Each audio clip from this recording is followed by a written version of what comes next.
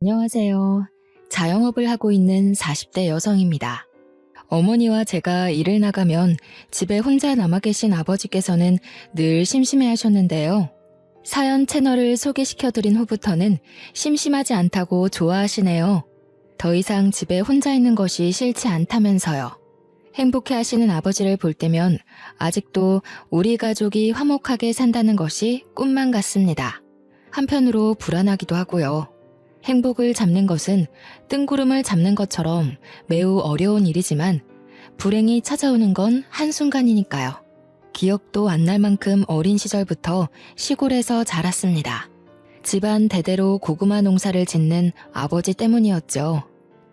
덕분에 한글을 떼기도 전 흙에서 꿈틀거리는 지렁이와 같이 놀기도 하고 아버지를 도와 고구마를 수확하는 것을 돕기도 했었어요. 아버지께서는 그런 저를 예뻐하셨고요. 아버지는 해가 뜨기도 전 제일 먼저 일어나 작업복을 입으시고 밭으로 향하셨어요. 아버지가 밭으로 출근을 하시면 어머니도 덩달아 바빠지셨습니다. 아버지와 인부들이 드실 새참을 만드셨거든요. 되면 어머니는 1시간 동안 만든 음식을 정성스레 보자기에 싸 아버지에게 전달해 주셨습니다. 그렇게 어머니가 주신 새참을 먹고 나면 아버지께서는 또 해가 저물 때까지 일을 하시고 제일 늦게 집으로 들어오셨고요. 하지만 가끔 아버지가 끝나는 시간과 학교가 끝나는 시간이 맞물리면 같이 집으로 올 때도 있었습니다. 어릴 때는 경운기를 끌고 오는 아버지를 보면 반가웠지만 교복을 입기 시작하면서부터는 그런 아버지가 창피하게 느껴질 뿐이었네요.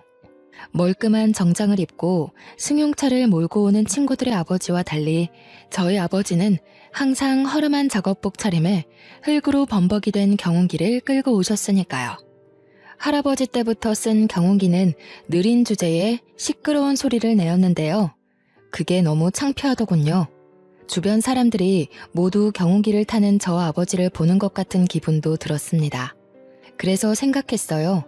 차라리 고구마 농사가 망해서 아버지도 다른 친구들의 아버지처럼 양복을 입고 출근을 했으면 좋겠다고요. 사춘기 못된 반항이 뿐이었는데 하늘은 글쎄 제 소원을 냉큼 이뤄주시더군요. 여느 때와 같이 문을 열고 집으로 들어가는데 그날따라 집안 공기가 조금 이상했습니다. 아버지는 넋을 놓은 채 바닥에 앉아 계셨고 옆에 계신 어머니는 아예 절을 하듯 몸을 수그려 결혼을 잘못했다면서 가슴을 치고 계셨죠. 주변을 돌아보니 TV며 가구까지 보이는 가구에는 전부 다 빨간 딱지가 붙어 있었습니다. 4인용 의자가 놓인 식탁 앞에 서 있자 어머니가 한 말씀 거두셨고요. 정연아, 우리 이제 길거리에 나앉게 생겼다. 글쎄 잘난 네 아버지가 도박한 친구가 불쌍하다면서 냉큼 보증을 섰지 뭐냐. 그것도 자그마치 3억이나 되는 돈을. 돈 나올 구멍이라고는 그나마 네 할아버지가 물려준 밭에서 나오던 고구마밖에 없었는데 이제 우리는 뭘 먹고 사니? 원래도 마음씨 좋기로 마을에서 유명하던 아버지는 친구가 빚더미에 앉아 이혼 위기에 처하자 무척 안타까워하셨는데요. 빚보증은 절대로 서면 안 된다는 엄마의 말씀을 무시하고 홀랑 친구의 빚보증을 서주신 것이죠. 아버지는 무조건 친구를 믿었고요. 하지만 어머니의 예상처럼 아버지가 빚보증을 서자마자 아버지의 친구는 그대로 야반도주를 해버린 것이었죠. 그 후 아버지께서는 어떻게든 고구마 밭만은 지키려고 노력을 하셨어요.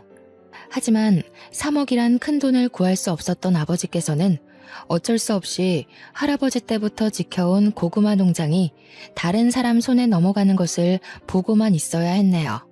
고구마 밭을 날린 후 시리에 빠진 아버지께서는 밥도 안 먹고 매일 술로만 연명하면서 사셨어요. 학교가 끝난 후 집에 가보면 거실에는 언제나 초록색 소주병이 굴러다녔습니다.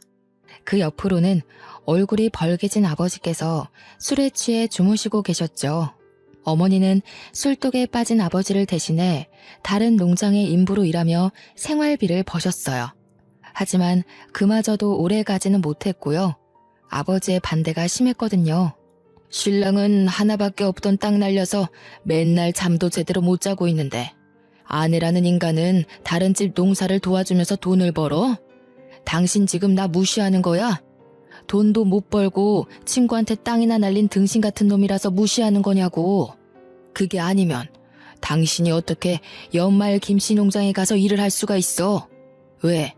김씨 농장 고추가 풍년이라 삭값도 많이 받았다던데. 밭도 날리고 돈도 못 버는 신랑 버리고 김씨네로 재혼이라도 하려고? 왜? 많고 많은 일 중에서 김씨 농장 고추나 따나 했더니 속셈이 따로 있었던 거야. 늙은 영감탱이랑 재혼할 바에는 젊고 돈도 많은 김씨한테 가기로 마음먹은 거지. 왜? 내가 당신 마음을 꿰뚫어서 할 말이 없나 보지? 정 김씨랑 합치고 싶으면 내 밭이나 찾아놓고 가. 나는 뭐 좋아서 땡볕에서 하루 왼종일 고추나 따는 줄 알아? 다른 남자 밑에서 일하는 게 싫으면 당신이 나가서 돈이라도 벌어오던가. 친구한테는 3억도 빌려줄 만큼 마음 넓으신 분이 돈도 못 버는 남편 덕분에 피부가 까매지도록 일한 아내한테는 왜 이렇게 야박하나 몰라? 바다 같은 마음은 다 친구한테 퍼나르고 남은 건 빚밖에 없는 양반이 뭘 믿고 이렇게 떳떳한지. 나였으면 창피해서라도 열심히 일할 텐데 당신 같은 남자랑 사는 내 인생이 불쌍해. 뭐야? 이 여편 내가 누구 덕분에 이날 이때까지 편하게 산 줄도 모르고. 편하게 살아? 누가? 내가? 잠도 못 자고 손가락이 구부러지도록 새벽부터 일어나서 음식 싸는 게 호강하고 산 거냐? 어머니와 아버지는 하루가 다르게 싸움을 하셨습니다. 몸싸움을 하지는 않았지만 어머니와 아버지의 사이는 급격하게 나빠졌어요. 몇 날 며칠을 싸우던 아버지가 먼저 어머니에게 제안을 하셨고요. 서울에 가자고 말이에요. 어머니 또한 아버지와 싸울 바에는 같이 서울로 올라가서 사는 게 낫다고 판단하셨죠. 시골집을 판 돈이면 제법 괜찮은 집에 살 수 있을 거라고 생각을 했습니다. 하지만 서울의 집값은 생각처럼 호락호락하지가 않더군요. 제일 싼 모텔방에 지내며 괜찮은 집이 있나 찾아보았지만 저희가 가진 예산으로는 역부족이었어요. 결국 반지하 방으로 들어갔고요. 서울로 올라온 후 아버지는 삼시세끼 마시던 술도 끊고 열심히 살려고 했습니다. 일자리도 열심히 구하셨죠. 하지만 농사 말고 할 줄 아는 게 없었던 아버지가 일자리를 구하는 건 어려운 일이었네요. 할 줄 아는 것이 없던 아버지는 일용직 노동자로 일을 하러 가셨는데요. 그날 일이 있은 후 아버지가 일자리를 구하는 일은 없었습니다. 아버지는 공사 현상에서 불구가 되셨거든요. 공사 현상에서 떨어진 콘크리트를 허리에 정통으로 맞으신 아버지는 손 쓸 틈도 없이 불구 판정을 받으셨어요. 회사에서는 과실을 인정하며 치료비와 보상금을 주었지만 저희 가족은 한숨만 쉴 뿐이었네요. 회사에서 지급한 금액이 아버지의 인생을 책임질 만큼 큰 금액은 아닌 거잖아요. 아버지가 경제활동을 할 수 없게 된 후 어머니와 집안의 생계 유지는 어머니와 저의 몫이 되었어요.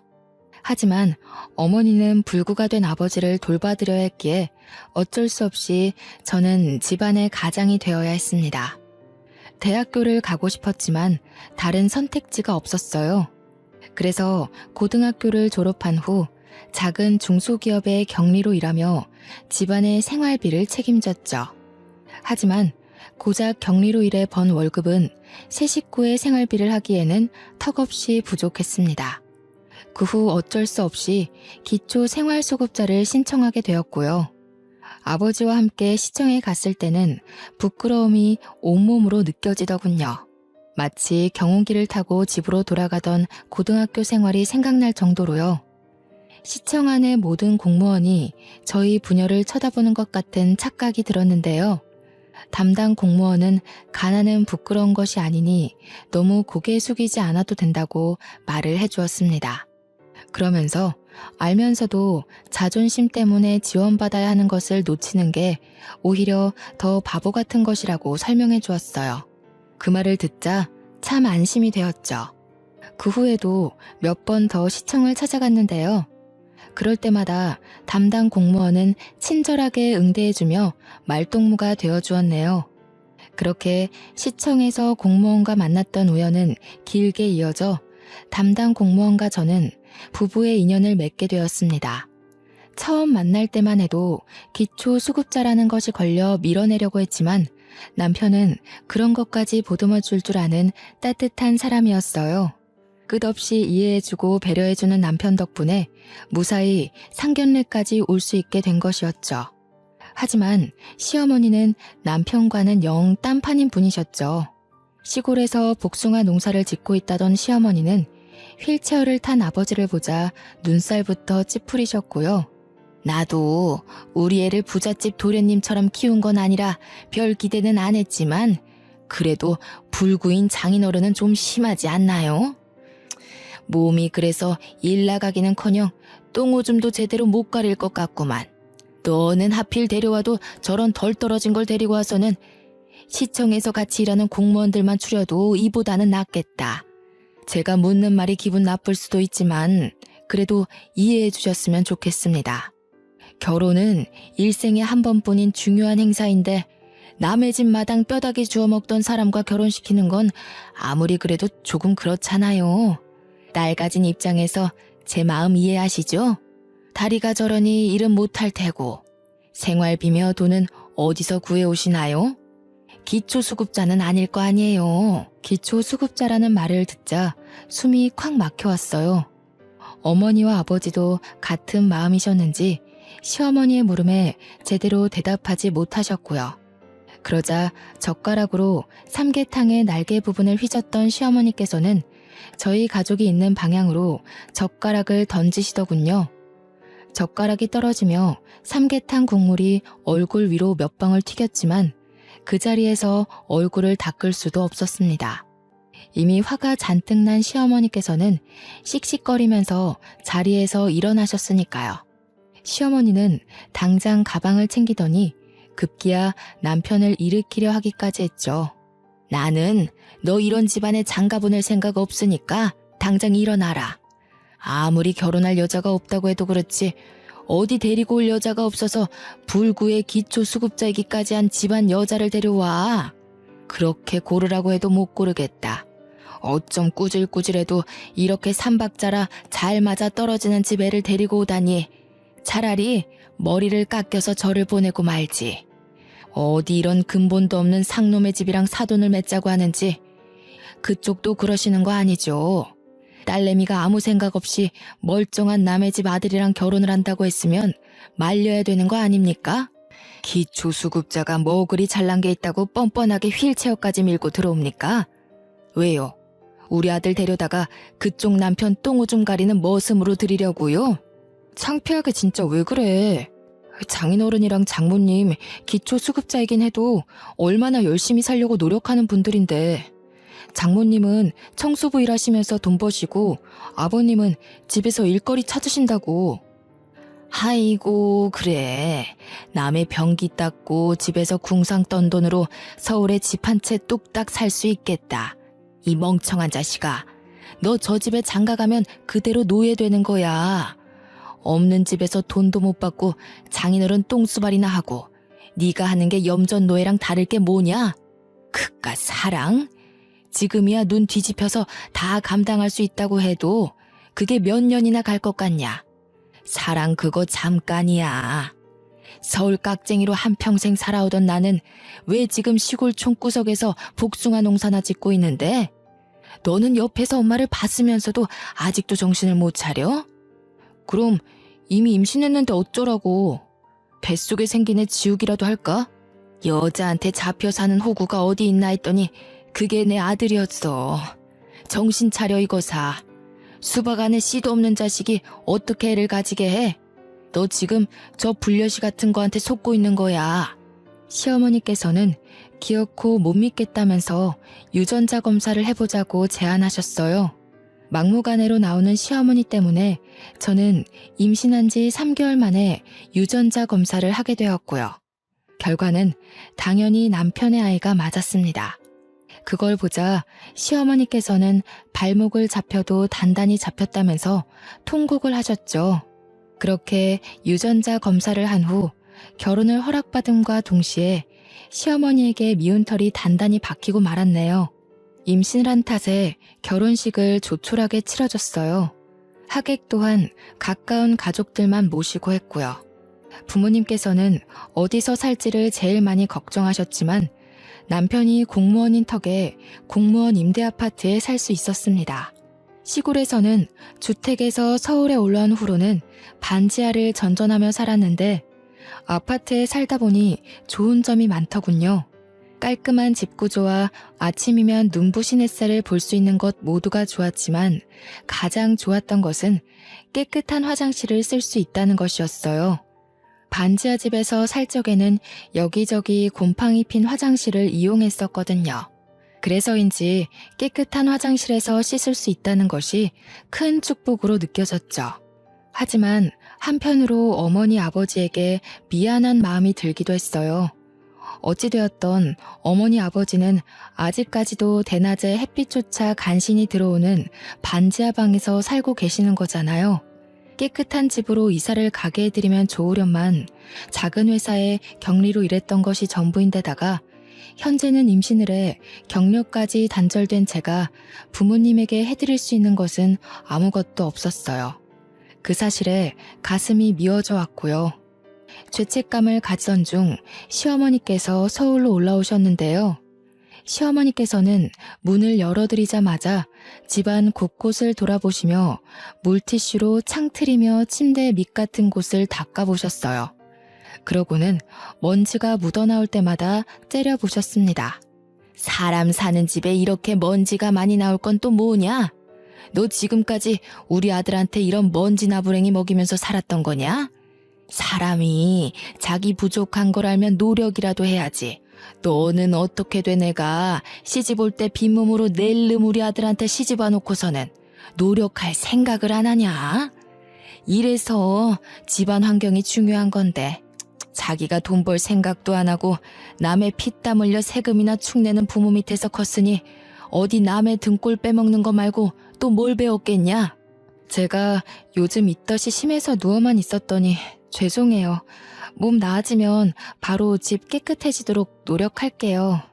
어디 내 배에 있는 애만 금태라도 두르고 나왔던? 뭐가 그리 까다로워? 어디 내 엉덩이에 꿀이라도 발라놓은 거냐? 그러지 않고서는 어떻게 사람이 돼가지고 침대에만 꿈쩍을 않고 누워있을 수가 있어? 몸이 힘들다고 한들 밖에서 일하는 우리 아들보다 힘들까? 안 되겠다. 너 당분간 내 밑에 내려와서 일손 좀 거들면서 시골에서 지내라. 부모한테 나쁜 것만 배운 버릇을 단단히 고쳐놔야지. 막달이라 안 된다고 했지만 시어머니께서는 그렇게라도 결혼하게 해준 은혜를 갚으라고 하셨습니다. 계속 거부를 하자 시어머니께서는 남편에게 전화를 하셨고요. 일 시킨다는 이야기를 쏙 뺀 시어머니의 말에 남편은 시골에 내려가 쉬엄쉬엄 놀다 오라며 오히려 시골에 가는 것을 대찬성하는 눈치였어요. 믿었던 동아줄까지 끊겼기에 어쩔 수 없이 막달의 몸으로 시골에 끌려가게 되었죠. 시골에 내려가자 마음의 준비를 할 틈도 없이 지옥이 펼쳐지더군요. 아침부터 복숭아 농장에 할 일이 많다며 5시도 안 되는 시간에 깨웠거든요. 복숭아 가지치기부터 시작해 복숭아 포장까지 모든 것을 일주일 안에 끝내야 했기에 쉴 수 있는 날은 없었습니다. 오히려 잠이라도 5시간 이상 자는 것이 감지덕지할 지경이었죠. 이미 시골 근방에서 못돼 먹은 농사꾼으로 이름을 날린 시어머니께서는 유난히도 저를 괴롭히셨는데요. 오죽하면 같이 일하던 아주머니들께서 며느리와 시어머니의 관계가 아닌 8년 노예와 주인의 관계로 볼 지경이었어요. 아주머니들은 제 처지가 기구하다며 다 같이 혀를 차주었습니다. 그럴 때마다 시어머니는 인기척도 없이 나타나 한마디씩 톡톡 쏘아붙이셨죠. 기초수급자 집안 주제에 언감생심 맨 몸뚱이로 시집왔으면 밥값은 해야지.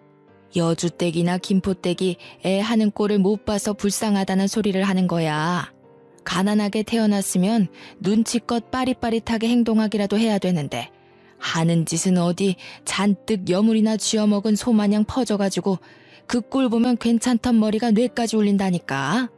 에이, 그래도 너무했지. 며느리가 밥을 소마냥 쌀 한 포대씩 먹어치우는 것도 아니고 요즘 같은 시대에 시골 내려와서 시어머니 일손도 돕는 며느리가 세상 천지에 어디 있어?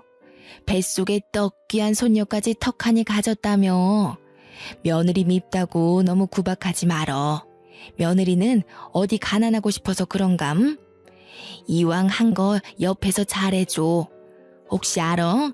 며느리가 벼락부자 돼서 시어머니 복숭아 농장이 아니라 강남의 백화점으로 출근 도장 찍어줄지. 아이고, 이런 맹추가? 길거리에 이부자리나 안 펴면 다행이지. 돈 버는 것도 재주 좋고 교육 잘 받는 사람들이나 그런 거지. 요즘은 용도 집안 가려가면서 나온다고? 이런 별 볼 일 없는 집안에서 용이 나겠어? 지렁이 마냥 하는 것도 없이 꾸물대기라도 안 하면 몰라. 시어머니의 억지는 일하던 아주머니들의 혀를 내두를 정도로 막무가내였습니다. 하지만 시어머니만큼은 여전히 자기가 무슨 잘못을 했는지 모르는 눈치였어요. 출산일이 한 달도 남지 않은 시점에서 무리하게 일을 하니 배가 뭉치는 걸로도 모자라 항상 아파왔죠. 그렇지만 시어머니께 말할 엄두는 나지 않았네요. 시어머니께서는 분명 꾀병이라며 일을 더 시킬 것이 분명했으니까요. 시어머니 말대로 기초 수급자 집안인데다가 혼수라고는 뱃속에 아이밖에 없으니 몸으로 때우는 수밖에 없었어요. 어떻게든 시어머니를 이해하려 노력했는데요. 시어머니께서 혼자도 아닌 둘이 지내고 있는 집에 새로운 남자친구를 끌고 들어온 후 그 마음은 불에 타버린 듯 흔적도 없이 사라지고 말았네요. 시어머니의 남자친구를 봤을 때의 충격은 말로 표현하지 못할 정도였어요. 아버지의 돈을 떼먹고 도망가버린 아버지의 친구였거든요. 아저씨를 본 순간 갈비 양념을 묻히던 손으로 다짜고짜 멱살부터 잡았습니다. 왜 우리 아버지의 돈을 뜯어먹고 도망갔냐면서요. 그러자 당황한 아저씨는 시어머니만 쳐다볼 뿐이었어요. 뒤에 있던 시어머니는 당장 떨어지라며 머리채를 잡았죠. 어디 건방지게 시아버지 될 사람의 멱살을 함부로 잡냐면서요. 자초지종을 이야기하자 시어머니께서는 오히려 아저씨의 편을 드셨어요. 저희 가족이 남의 세금이나 파먹는 기초수급자가 된 건 다 저 아저씨 때문이라고요. 그런데도 어떻게 제 편을 들어주기는커녕 아저씨 편을 들 수가 있으세요? 아저씨만 아니었으면 저희 가족 서울로 올라올 일도 없었고 저희 아버지 허리 다쳐서 불구되실 일도 없었어요. 그게 왜 이 사람 탓이냐? 따지고 보면 네 부모가 멍청하게 털컥 보증부터 선 잘못이지. 사기도 멍청한 놈들이나 당하는 거야. 지혜비가 배운 것 없이 멍청한 짓 한 걸 엉뚱한 사람한테 씌우고 있구나. 시어머니께서는 저희 부모님이 멍청해서 당한 거라며 오히려 아저씨 편을 드시더군요. 아저씨 또한 시어머니의 태도에 힘을 얻어서인지 궁금하지도 않은 변명을 터진 입으로 줄줄이 말했고요. 사람이 너무 어이가 없으면 실수부터 터진다고 했던가요? 시어머니 아저씨의 뻔뻔한 태도를 보자 헛웃음이 터져나왔습니다.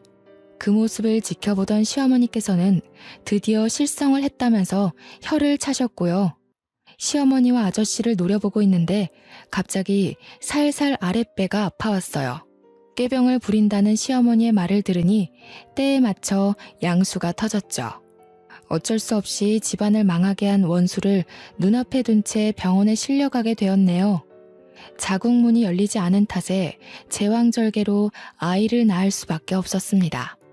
남편은 딸을 낳았다는 말에 서울에서부터 한 걸음에 달려왔죠. 남편은 눈도 제대로 뜨지 못한 딸을 안으며 너무 예쁘다며 시어머니에게 넘겨주려 했지만 시어머니는 정색하며 아들을 밀어냈어요. 고추도 안 달고 나온 거 뭐가 예쁘다고 안아보냐? 애는 자연분만 해야 머리도 똑똑하고 잘 산다고 하던데 하필 첫애를 제왕절개로 낳을 건 뭔지.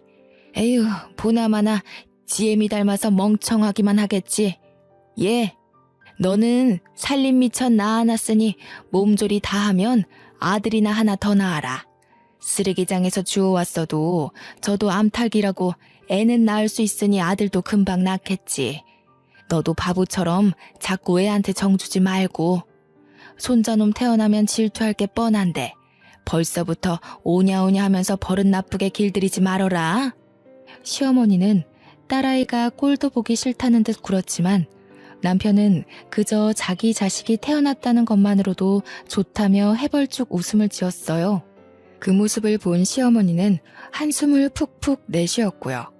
그러고는 남편에게 몇 푼 되지도 않는 공무원 생활을 때려치고 시골로 내려와 같이 복숭아 농사나 짓자 하더군요.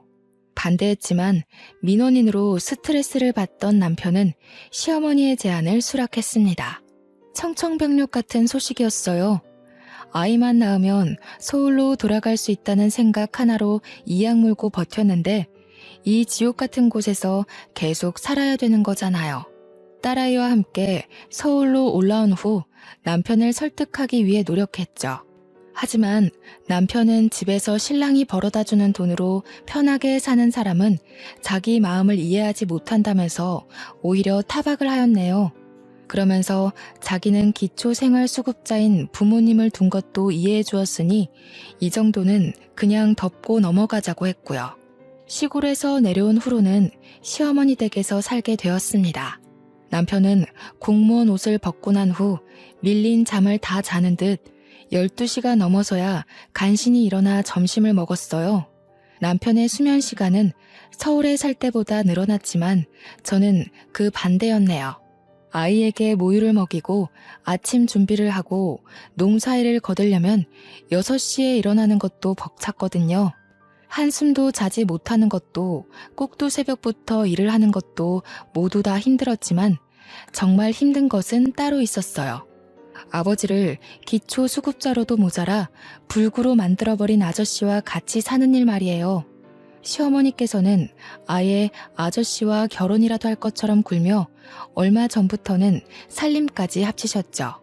처음에는 미안한 기색을 보이며 설거지라도 하려던 아저씨는 어느 순간부터 시아버지 노릇을 하며 여기저기 부려먹었습니다.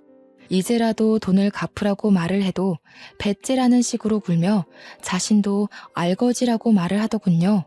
그러면서 오히려 자기한테 감사의 인사를 하라는 말까지 했어요. 자기 때문에 기초수급자가 돼 나라 돈을 받으면서 편하게 사는 거라면서 말이에요. 기가 막히고 코가 막혔습니다. 아저씨의 등장은 가뜩이나 가시밭길인 앞길의 장애물 같은 존재였죠. 오히려 복숭아 농장에서 일을 하는 것이 휴식처럼 느껴질 정도였고요. 아이가 돌이 지나고 5살이 될 때까지 시골에서의 삶은 고단함의 연속이었어요. 그러던 중 서울에 계신 어머니께서 제가 있는 시골로 내려와 살고 싶다는 이야기를 하셨습니다. 서울 반지하에서 햇빛도 못 보면서 살 바에는 차라리 시골로 내려가 햇빛이라도 보면서 살고 싶다는 것이 어머니의 의견이었어요. 저 또한 어머니의 의견에 동의를 했고요.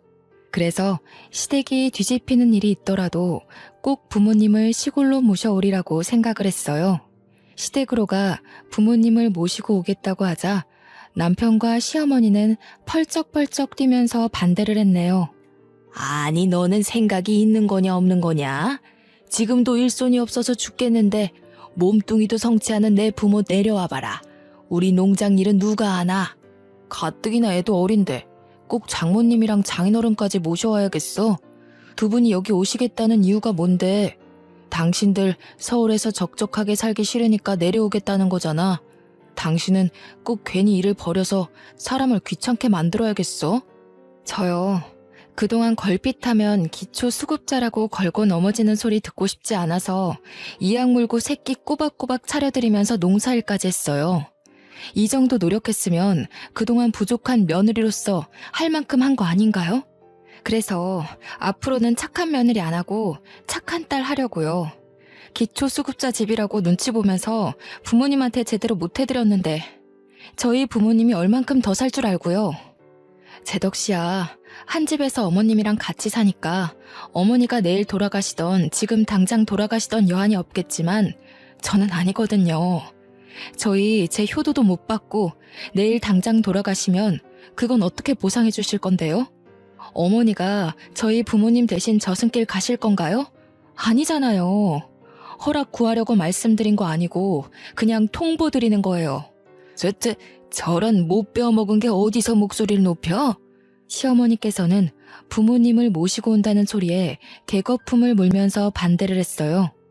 남편 또한 사람이 왜 이렇게 이기적이냐면서 뭐라고 했고요. 아저씨가 본처에게 돌아간 후 극도로 예민해진 시어머니께서는 대놓고 괴롭히면서 부모님이 내려오는 것을 반대했지만 이번만큼은 양보할 수 없었기에 계속 밀어붙였죠. 괜찮은 집이 없으면 어떡할까 걱정을 했지만 시댁과 멀지 않은 곳에 괜찮은 매물이 생겨 부모님을 그 집으로 모시기로 결정을 했죠. 죽어도 차를 빌려줄 수 없다는 남편 때문에 렌트를 해야 했지만 그 정도는 일도 아니었어요. 드디어 부모님을 괜찮은 집에 모실 수 있다는 사실 하나로도 가슴이 벅찼으니까요.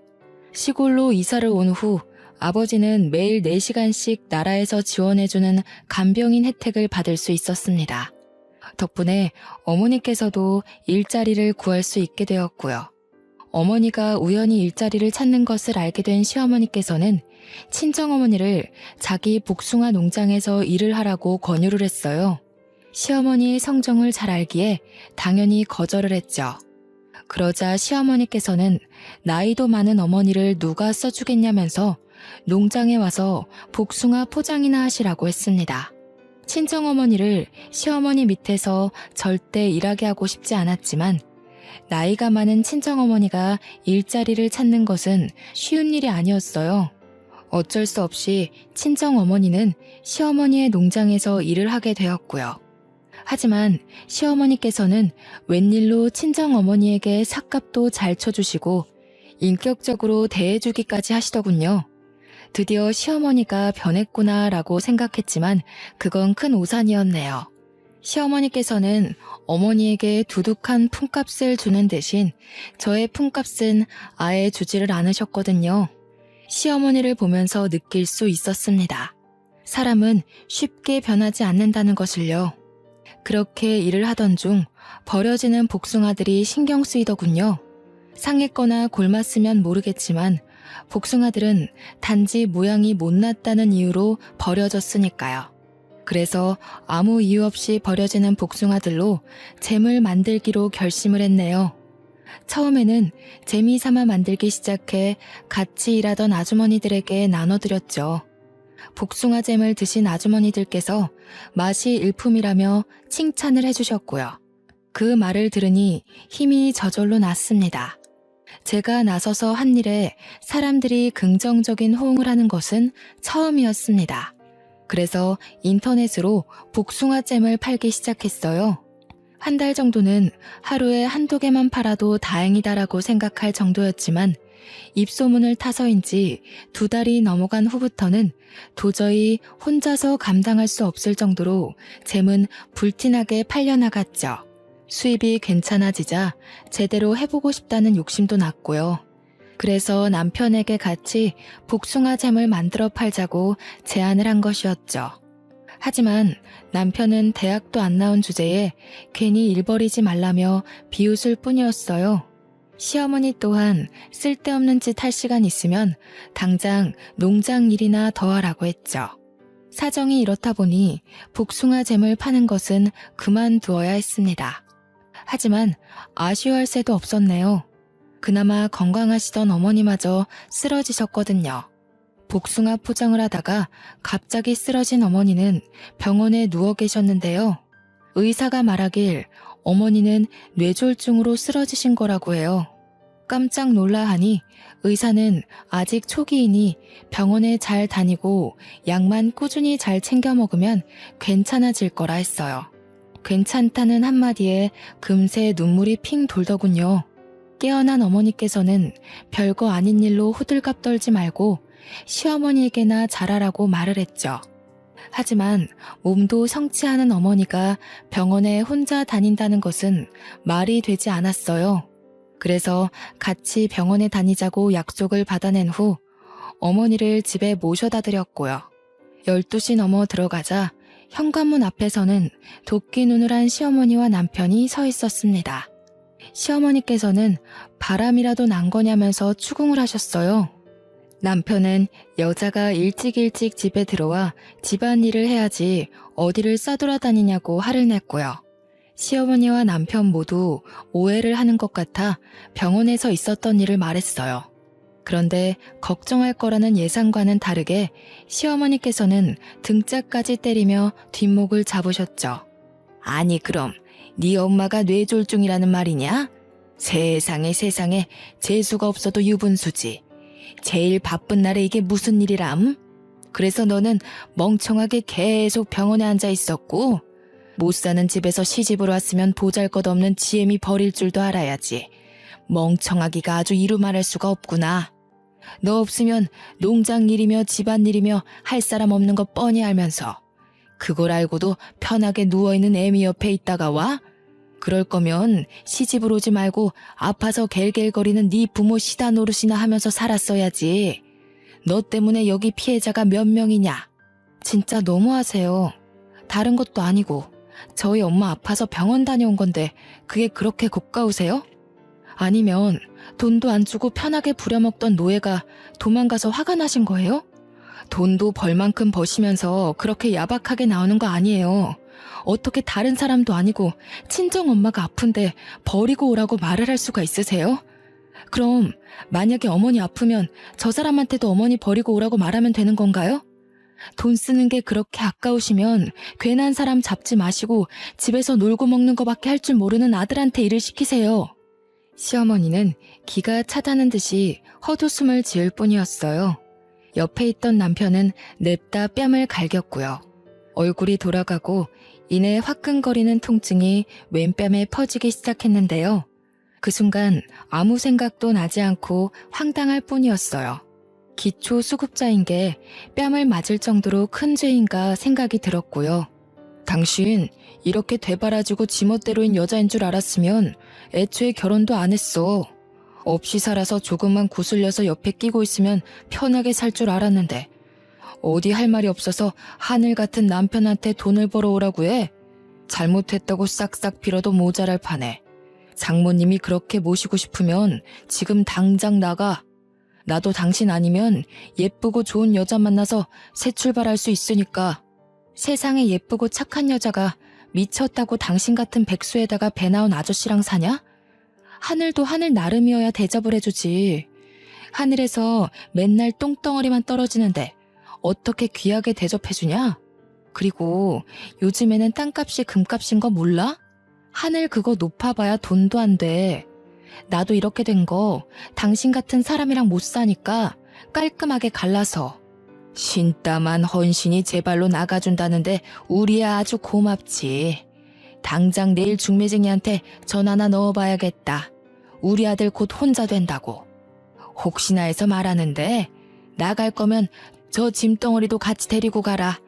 우리 아들 새장가 갈 때 방해될 수도 있으니까. 시어머니는 딸아이를 가리켰습니다. 오히려 감사했죠. 자기 아들 핏줄이라며 절대 안 내줄 줄 알았는데 딸아이를 그냥 넘겨주다녀.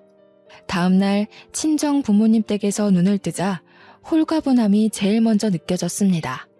더 이상 꼭두 새벽에 일어나 남이 먹을 밥을 하지 않아도 되는 거잖아요. 이혼을 하면 이제 남아도는 것은 시간이었기에 다시 복숭아잼을 만들어 팔기로 마음을 먹었는데요. 메일을 확인하니 어떤 사람에게 연락이 왔더군요. 자신의 농장에서 나는 복숭아로 잼을 만들면 안 되냐면서요. 좋은 기회였기에 당연히 승낙을 했죠. 그런데 알고 보니 그 농사꾼의 정체는 시어머니가 그렇게 싫어하던 앞마을 복숭아 아줌마였습니다. 복숭아 아줌마는 저를 보자 시어머니가 있는데 괜찮냐고 되물었지만 이혼할 사이니 괜찮다고 대답을 한 후 아줌마의 제안을 흔쾌히 받아들였죠. 남편과는 협의 이혼을 하기로 결정을 했습니다. 딸아이가 있었기에 3개월이란 이혼 숙려 기간이 있었는데요. 마음 같아서는 숙려 기간이고 뭐고 당장 갈라서고 싶은 마음이 굴뚝 같았죠.